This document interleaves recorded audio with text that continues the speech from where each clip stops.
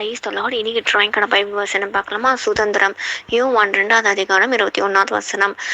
தேசமே பயப்படாதே, மகிழ்ந்து களி கூறு, கர்த்தர் பெரிய காரியங்களை செய்வார். ஃபர்ஸ்ட் இந்த வசனத்தை நம்ம தியானிச்சிடலாம். இங்க கர்த்தர் சொல்றாரு, தேசமே பயப்படாதே. அப்போ ஒரு தேசம் பயப்படணும்னா என்னென்ன விஷயத்தை கொடுத்து பயப்படும்ன்றதை பார்க்கலாமா? கடைசி காலத்துல ஆண்டவர் சொன்ன வார்த்தைகள் இப்ப நம்ம பார்க்கலாம். லூக்கா 21வது அதிகாரம் 9வது வசனம். யுத்தங்களையும் கலக்கங்களையும் குறித்து நீங்கள் கேள்விப்படும் போது பயப்படாதிருங்கள். இவைகள் முன்னதாக சம்பவிக்க வேண்டியதே, ஆனாலும் முடிவு உடனே வராது. அதாவது இங்க யுத்தம் பண்ணி சொல்லியிருக்காரு. கடைசி நாட்கள்ல யுத்தம், பஞ்சம், கொள்ள நோய் எல்லாம் வரும்னு சொன்ன இது தேசத்துல வந்துச்சுன்னா அப்பதான் தேசமே ஒரு கலக்கமாகும், ஒரு பயம் நிறைஞ்சிருக்கும். அதுவும் மெயினான விஷயம் என்ன பாத்தீங்கன்னா, இந்த யுத்தம், பஞ்சம், கொள்ளு நோய் எல்லாம் வந்துச்சுன்னா கூட பிற தேசத்துல இருந்து உதவிக்கு உதவி செய்வாங்க. பஞ்சத்துல மீட்டெடுக்கிறதுக்காக அதை சப்ளை பண்ணுவாங்க.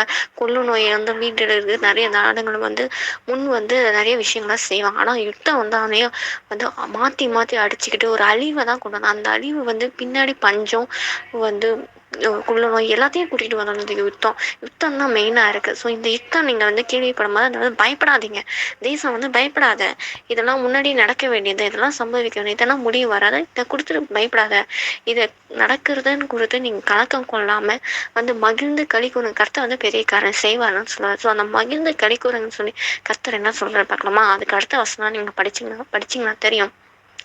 வனாந்திரத்துல மேய்ச்சல்கள் உண்டாகும், விருட்சங்கள் காய்களை காய்க்கவும், அத்தி மரங்களும் திராட்சை கொடிகளும் பலனை தரும். சியோன் குமாரரே, உங்கள் தேவனாகிய கர்த்தருக்குள் மகிழ்ந்து களி கூறுங்கள். உங்களுக்கு முன்மாறியும் பின்மாறியும் ஏற்கனவே வர்ஷிக்க பண்ணுகிறார். இதெல்லாம் சம்பவிக்க வேண்டியதுதான் இந்த யுத்தத்தெல்லாம். ஆனாலும் கர்த்தர் இது திருப்பி மீட்டு கொடுப்பாராம். கர்த்தர் சொல்ற களங்களை தானியத்தினால் நிரப்பவும், ஆலைகளின் திராட்சரசனுக்கும் எண்ணெயினால் வழிந்தோடும் வெட்டி கிளிகள், பச்சை கிளிகள், முசக்கட்டு பூச்சிகள், பச்சை புழுக்கள், பச்சை வருஷத்துக்கு பதிலாக உங்களுக்கு நான் திரும்ப தருவேன்னு சொல்லுவேன். இதெல்லாம் அழிவு வந்துச்சுதான். ஆனா உங்களுக்கு நான் திருப்பி கொடுப்பேன். இதெல்லாம் கொடுத்து நீங்க மகிழ்ந்து களி கூறுங்க. கர்த்தர் தான் இஸ்ரவேலின் தெய்வம் தான் மெய்யான தெய்வம்னு நீங்க உணர்ந்து கொள்ளுங்க. நாட்கள் வருது, என் ஜனங்கள் ஒருபோதும் வெட்கப்பட்டு போவதில்லைன்னு சொல்லி 2 தடவை ஆண்டவர் இந்த அதிகாரத்துல சொல்லியிருப்பார். ஸோ இந்த பிரச்சனை, போராட்டம், இந்த உலகத்துல நடக்கிற கலக்கம் பண்ணுங்கிற விஷயத்தை குறித்து நீங்க பயப்படாத. பறக்கிற காலைங்க பின் நாட்களை குறித்து நீங்க சந்தோஷப்படுங்க. இவ்வளவு நஷ்டம் அடைந்துதான் ஆண்டவர் திருப்பி தர வல்லவரா இருக்கிறார். இதெல்லாம் ஆண்டவர் முன்மாறி பின்மாறியை வைத்து கொடுத்து ஆண்டவர் நம்மளை மகிழ செய்வார். இதை குறித்து நீங்க மகிழ்ந்து கழிக்குங்க அப்படின்னு ஆண்டவர் சொல்றாரு. அடுத்தது ஆண்டவர் கர்த்தர் தேசத்தை பெரிய காரியங்களை செய்வார்னு சொல்லி, அந்த பெரிய காரியம் என்னன்னா, அதே அதிகாரத்துல 28வது வசனத்தை பார்த்தீங்கன்னா தெரியும்.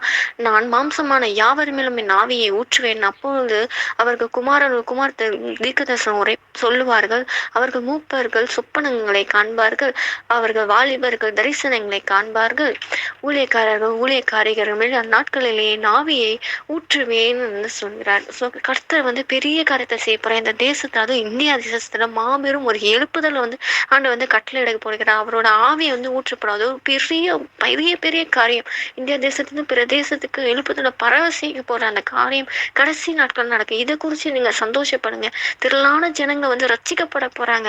அதை குறிச்சு சந்தோஷப்படுங்க. இப்ப நடக்கிற இந்த கலக்கம் உண்டாகிற செய்தியை கொடுத்து துக்கம் அடையாதீங்க, கலங்காதீங்க, பயப்படாதீங்க. இதுக்கு பின்னாடி கர்த்தரோட மகிமையான ஒரு திட்டம் வெளியரங்கமாக போது. அதை குறிச்சு நீங்க சந்தோஷப்படுங்க அப்படின்னு சொல்ற இந்த உலக காரியத்துல நடக்கிற விஷயத்த பார்த்து நம்ம பயப்படாம பின்னாட்கள் வரக்கூடிய எழுப்புதலை குறிச்சு நம்ம சந்தோஷப்பட்டு மகிழ்ந்து களி கூர்ந்து கர்த்தருக்கு நம்ம நன்றி செலுத்தும் போது கர்த்தர் நிச்சயமா இந்த தேசத்துல, அதுவும் நம்ம வாழ்கிற இந்த இந்திய தேசத்துல பெரிய ஒரு காரியத்தை செய்வார். எழுப்புதலின் காலமாய் தேசத்துல மாற்றி கர்த்தருடைய நாமத்தை தேசத்துல மகிழும்படி செய்வார். இந்த வீடியோல நம்ம கலாத்திய அதிகாரத்தை குறித்து தியானிக்கலாம். ஆமென்.